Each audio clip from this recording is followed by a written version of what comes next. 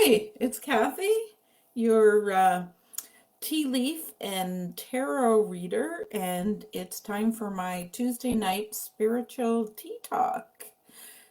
In case you don't know me, as I mentioned, I'm a tea leaf and tarot reader, and I'm also a sipology or steep tea consultant selling quality loose leaf teas and tea accessories.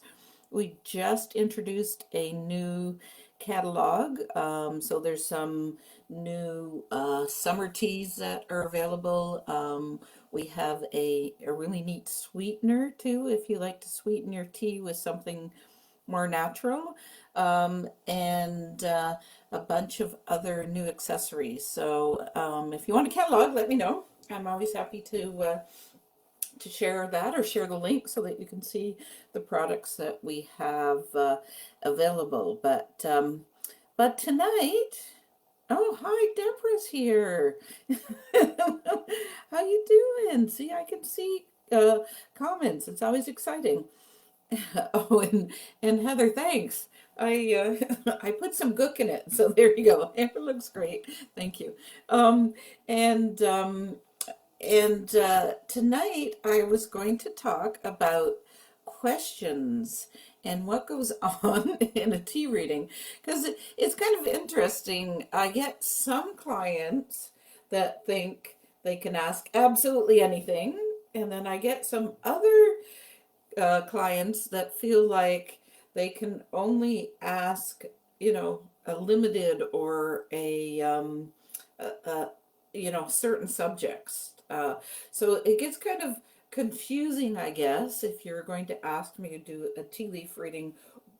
I thought that I would explain a little bit about what kind of information comes up, what sort of things happen, and what what you might expect during a reading. So I always tell people that I'm a little bit of a lot of a silver lining kind of reader. So if we did get a card that might be a little darker or might be, um, you know, showing us that there's something not so nice coming, I tend to say, well, this is just the way it is now, and you're coming out of it, or what can we do to change this, or maybe you could get help here, or do this, or do that. I never like to see people stuck or stay one in a situation, obviously, that's uncomfortable. And as a reader, of course, I'm just offering advice. And if you are in a situation, you know, I want you to be safe, and I want you to make sure that you listen to your own instincts and your own gut on what is best for you. So, as much as I love giving people advice, seeing what the cards show, seeing what's in the teacup, I still think our inner voice is our loudest. And I always recommend that people go back to that if they have to make a decision and they can't quite figure out which way to go. So, but if you come to a reading for me, with me, or for me, no, with me, um, the sort of questions that I get a lot are relationship questions. Not so much should I stay with someone, but will someone come back? Should I, or will I marry this person? Will I get married? Will I have kids? Will I? And a lot of that to me is within your own control, and not left to the fates.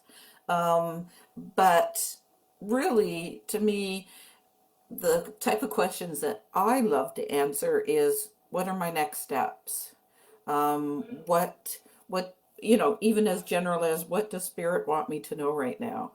Um, the more general it is, I think the more leeway you allow for your guides and my guides to give you the information that you really need to know. So you could come to a reading and expect to talk about a relationship and find out that we spend all the time talking to your mom, or talking about a sibling, or talking about some other situation at work, and that wasn't what you really thought that you were gonna talk about, but because that's what your guides, that's what your your spirit guides wanted you to know at that time, that's the information that you're going to get.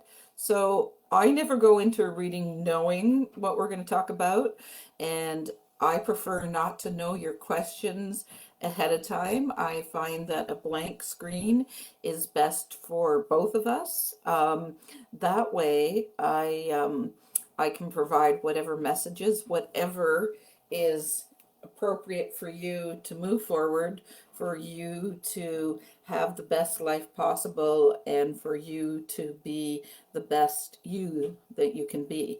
So as you can see, the questions the questions are not as important as being opened and being willing to listen to what's going on, and what's being said as well. I did do a reading recently, and the person was very excited, which is great, but they also didn't take a breath or didn't take the time to get the answers. So they would ask one question and then ask about five more right after that without me even getting a chance to pull cards or look in the cup or connect with my guides and their guides to get the answer for them. So it became very frustrating for me and for them because they weren't receptive, or they weren't opened to getting some of those answers that they may have heard or wanted to hear. So we had to kind of slow down and take one at a time and do it a little more methodical. So as much as I appreciated her enthusiasm, it did not necessarily help her get all of the answers because she didn't, her energy was so scattered that I don't think she was listening fully to the answers that I was giving or the opportunities that I was giving her. So there's another tip. If you're getting a reading, make sure that you're open and receptive. I always recommend that that you bring a pen and paper with you. You know, I have stuff here if you do come in person. But if we're connected through Zoom, or if we're connected some other way, being able to record is also wonderful. People will do that on their phones. Nowadays, everybody has a cell phone, so it's really easy to do. But getting the answers, I guess the point that I was making there was that you may not get the answer that you were specifically looking for, but you'll get the answers that you need at that time, and you'll get the answers that will help you move forward and help you grow, and help you in being the best you, as I mentioned earlier. So, um, I don't know if I had any questions here. Oh, Alana's here as well. Thank you for joining me, Alana. Um, it's it's an interesting question when you ask, what questions can I ask? And I really say you can ask any question that you want. But the wording of the question is just as important too. So yes or no questions only get yes or no answers and don't allow necessarily for all of the information we need. So, I mean, you could say, will I get married? And the answer could be yes or no, but maybe the question that you really want to know is, will I get married to my current boyfriend, or will I get married within the next 5 years, or will I have a good marriage, or like there's so much variety that's available there. Is it somebody I already know? Is it somebody new coming in?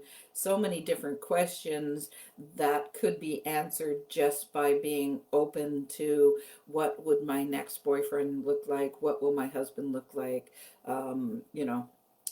as opposed to narrowing it down and saying, making it a yes or no answer. So anyways, thank you for joining me tonight.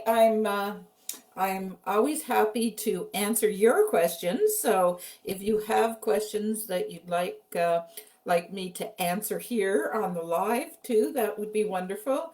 Um, and if you, of course, would like a reading, I do 30 and 60-minute readings on Sundays, Tuesdays, Thursdays, and Fridays. I'm now working with a retail place called Style Worthy, and they're in Streetsville in Mississauga, and I'm going to be there on Thursday afternoon. So if you want an in-person reading, you can go to their location, and I can do a reading there for you. So just trying to give people more options and more availability in different places. So hopefully that means that this this will work for some of my clients as well, that have been asking to see me in person, and I haven't always been able to accommodate you. So yeah, so hopefully we'll see you next week for my Tuesday night tea talk. And as I said, if you ever have questions or anything that you'd like me to address